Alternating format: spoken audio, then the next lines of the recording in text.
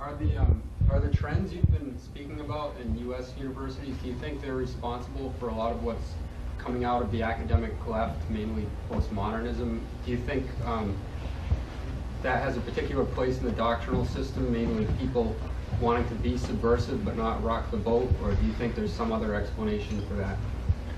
Well, you know, individuals have their own reasons, and you have to look and ask why they're doing things. But if you look at the phenomenon as a whole, its effect has been, I think the effect is pretty clear. It allows people to take a very radical stance, you know, more radical than thou, but to be completely dissociated from anything that's happening for many reasons. One reason is nobody can understand a word they're saying, you know, so they're already dissociated. It's kind of like a private lingo, and it's very, you know, there's a lot of material reward that comes from it. Like if you're part of that system, you can run around to conferences and get big professorships and, you know, all this kind of stuff. So there's a lot of sort of conventional material reward, and it has this very radical look to it, so you feel, you know, well, let me just give you an example. I gave a talk a couple of days, last Saturday, at Birzeit University, you know, the Palestinian University at the West Bank. And it was a, you know, like everywhere, big mass audience, political talk, mostly criticizing the Palestinian Authority, because I was in, you know, you always tell people what they don't want to hear. So I want to criticize Israel, I do it on the other side of the border. And the audience, most of the audience, you know, very supportive, and they liked it and they understood it. The guys with the jackets and ties were pretty angry, but that's normal. However, as I left with an Arab friend of mine who organized it, he's actually an Arab, he's an Israeli Arab, who's a member of the Knesset, the parliament, but an old kind of good guy.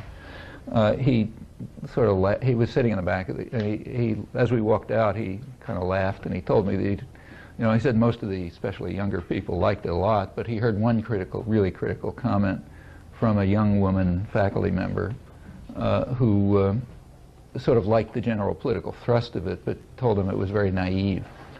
And I said, you know, why was it naive? And he laughed and he said, well, it's because you said that people do things on moral grounds, and you talked about truth. Okay, and that's old-fashioned nonsense. You know, that's kind of this old Enlightenment stuff. We know perfectly well that nobody does it. I mean, I talked about how apartheid was overthrown, you know, and how it was necessary to have splits inside the white society, which there were. If the white society had been unified, they would have smashed the ANC. But there were splits from the inside, and basically on moral grounds. People didn't want to tolerate it, and that was quite important. Something, you know, talked about that. Well, that's naive, because nobody does anything on moral grounds. All power plays, you know, read Foucault and so on and so forth, if you can understand it. And truth is kind of like an old-fashioned concept, you know, there's no truth and so on and so forth. Yeah, that stuff goes on all over. I mean, the next day I gave a talk at an Israeli university, and then it was critical of Israel and the United States, and talk about the Palestinians. And there were commentators, and one of the commentators was the dean, and he, you know, he hated it, of course, and a historian.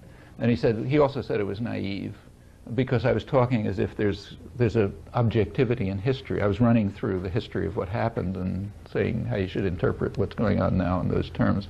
It is complete naive. I mean, everybody knows there's no objectivity and there's no truth, and it's this narrative and that narrative and so on and so forth. That's very convenient. It sounds very radical, you know, and it's extremely convenient.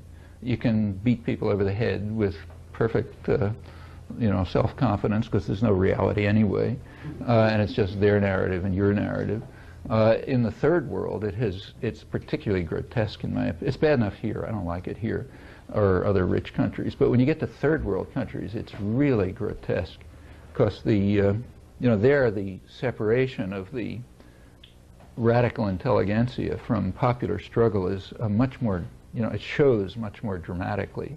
I mean, people are much poorer and they're suffering much more, and these guys are usually very rich, in fact, often, and it's ugly. But I think it has served a function. I don't want to say that the people who are involved in it necessarily do it for this reason. In fact, I know extremely good people who are very active and, you know, I respect and like and so on, who are right in this stuff. I don't know why, but means something to them. But as a general phenomenon, I think that's the way it's worked.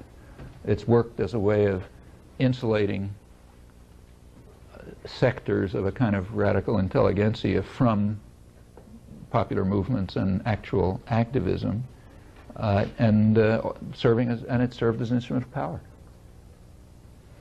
I suspect that's the reason why it's so readily tolerated in the universities.